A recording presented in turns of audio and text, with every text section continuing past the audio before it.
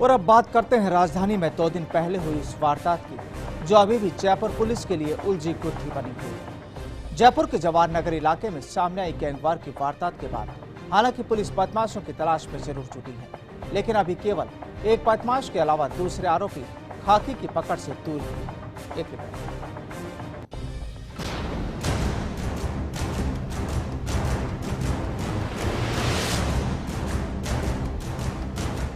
राजधानी के जवाहर नगर इलाके में 2 दिन पहले दिन दहाड़े हुई फायरिंग की वारदात ने जयपुर पुलिस के खौफ को कटघरे में खड़ा कर दिया है। गैंगवार की इस दस्तक के बाद अब जयपुर की कानून और सुरक्षा व्यवस्था पर भी सवालिया निशान लग चुके हैं। इस इलाके में कुछ बदमाशों ने अचानक एक बदमाश गगन पंडित और उसके 3 दूसरे साथियों पर करीब 25 गोलियां दाग दी और फायरिंग कर बदमाश फरार हो गए। वारदात की खबर शहर में आग की तरह फैल गई। जिन लोगों पर फायरिंग की गई उन्हें अस्पताल में दाखिल कराया गया है और अब उन पर पुलिस ने पहरा भी बिठा दिया है। आपको बता दें कि वारदात के बाद पुलिस ने सोमवार शाम को जयपुर दिल्ली हाईवे पर नाकाबंदी के दौरान एक बदमाश को तो चंगुल में ले लिया, लेकिन वारदात के तार अभी पूरी तरह नहीं खुले हैं। इस घटना में जयपुर जेल में बैठे श्रवण सोनी का हाथ होने की बात भी सामने आई है। वहीं वारदात का जाल हरियाणा के एक बदमाश गैंग द्वारा बुने गए होने की बात भी सामने आई है। अब तक की जांच में यह भी पता चला है कि आरोपियों ने हमले का प्लान काफी दिनों पहले बना लिया था, जिसके लिए गाड़ी भी 15 दिन पहले गुड़गांव से चुराई गई थी। आरोपियों ने गगन पंडित पर मोनीलेक अस्पताल के पास फायरिंग की थी, जिसके बाद वहां से फरार होकर ये बर्मेज कॉलोनी में वारदात में काम में ली गई गाड़ी को छोड़कर फरार हो गए। दूसरी गाड़ी से हरियाणा के लिए निकल गए। पुलिस ने नाकाबंदी के दौरान दिल्ली रोड के पनियल थाना इलाके से आरोपी रविंद्र जाट को पकड़ा है। पुलिस पूछताछ में 9 लोगों के नाम सामने आए हैं। ये सभी बदमाश हरियाणा के झज्जर के रहने वाले हैं। गैंगवार के पीछे प्रॉपर्टी विवाद यहाँ प्रमुख कारण बताया जा रहा है। वहीं इस मामले में आनंदपाल के गुर्गे श्रवण सोनी का नाम सामने आने के बाद पुलिस ने अस्पताल में गगन पंडित की सुरक्षा भी बढ़ा दी है। फिलहाल पुलिस ने आरोपी रविंद्र जाट को कोर्ट में पेश कर रिमांड पर लिया है और पूरे मामले की तहकीकात जारी है। राजधानी में अंधाधुंध फायरिंग की जाती है और उसके बाद आरोपी भागने में भी फरार हो जाते हैं।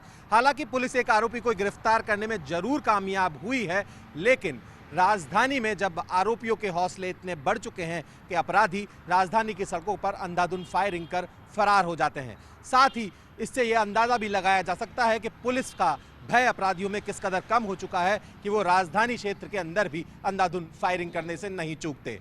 कैमरामैन घनश्याम कुलदीप के साथ Abhimanyu Singh, first India news, Jaipur. एक तरफ राजधानी में 2 दिन पहले फायरिंग की वारदात और उसके बाद एक कारोबारी के बेटे का अपहरण। दोनों वारदातों में अपराधी जो बताए गए हैं वो बाहरी हैं। आखिर सवाल ये कि बाहर के अपराधी राजस्थान और खासकर राजधानी में किस तरह प्रवेश करके वारदातों को अंजाम दे रहे हैं। इसी मामले पर बातचीत के लिए मेरे साथ मौजूद है सहयोगी अभिमन्यु। जो पूरा मामला, जो पूरा घटनाक्रम हुआ है पिछले 2 दिनों में, एक तरफ फायरिंग की वारदातें, एक तरफ किडनैपिंग की वारदात, लगातार एक मामले में एक आरोपी पकड़ा गया, दूसरी घटना में जो किडनैपिंग की वारदात हुई उसमें दोनों आरोपियों को पकड़ लिया गया। आखिर क्या माना जाए कि पुलिस की जो दावे जो कहे जा सकते हैं, यहाँ पर जो दावे पुलिस करती है, क्या उनमें कहीं लचीलापन नजर आता है?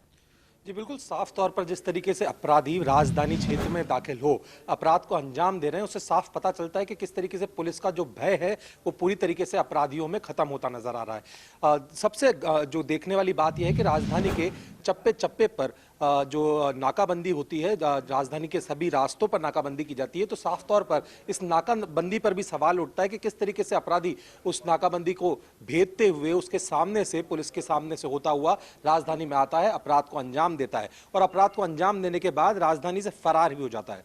दोनों मामलों में प्रदीप, मैं आपको बताना चाहता हूं, जो खास बात रही, अपराधियों ने यहां पर फायरिंग को अंजाम दिया, उसके बाद वो पकड़ में आए राजधानी से 90 किलोमीटर दूर। जरूर। वहीं दूसरे अपराध की भी बात की जाए तो यहां पर भी आरोपी आसानी से शहर में दाखिल हुए, अपराध को अंजाम दिया, अपहरण किया और उसके बाद राजधानी से फरार होने में भी कामयाब हो गए। तो साफ तौर पर पुलिस की जो कार्रवाई है, पुलिस का जो रवैया है, किस तरीके से पुलिस कार्रवाई करती है, उस पर सवालिया निशान जरूर खड़ा होता है। अभिमन्यु, यहाँ पर हालांकि जो किडनैपिंग की वारदात हुई है इसमें 2 आरोपियों को पुलिस ने अपने जो अच्छी वर्किंग जो थी उसको दिखाते हुए उन्होंने उनको पकड़ लिया। लेकिन सबसे बड़ा सवाल कि जो 2 दिन पहले फायरिंग की जो घटना हुई थी उसने राजधानी में कहीं ना कहीं गैंगवार के मामले की दस्तक जरूर दे दी है।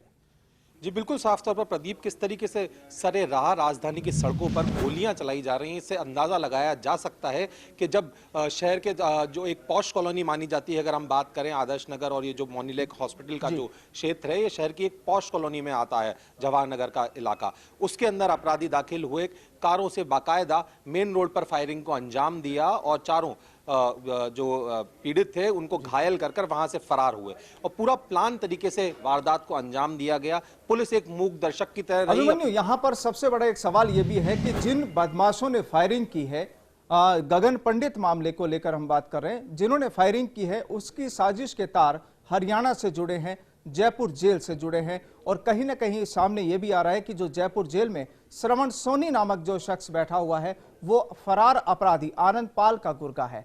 तो गैंगवार की जो बातें सामने आ रही, क्योंकि श्रवण सोनी और गगन पंडित दोनों के बीच दुश्मनी बताई गई है, तो पुलिस के लिए वाकई एक बड़ी चुनौती इसे भी माना जा सकता है। जी बिल्कुल, पुलिस के लिए काफी बड़ी चुनौती है। राजधानी में जिस तरीके से प्रॉपर्टी का व्यवसाय फैला हुआ है और कब्जों की जो लड़ाई है उसका ये फलस्वरूप है कि ये कब्जों की लड़ाई के लिए जो गैंग वॉर यहाँ पर सामने देखने को मिला है। श्रवण सोनी जो गैंग है उसका किसी जमीन के विवाद को लेकर गगन पंडित गैंग से जो झगड़ा था वो सड़कों पर आया और गोलीबाजी की घटना को अंजाम दिया गया।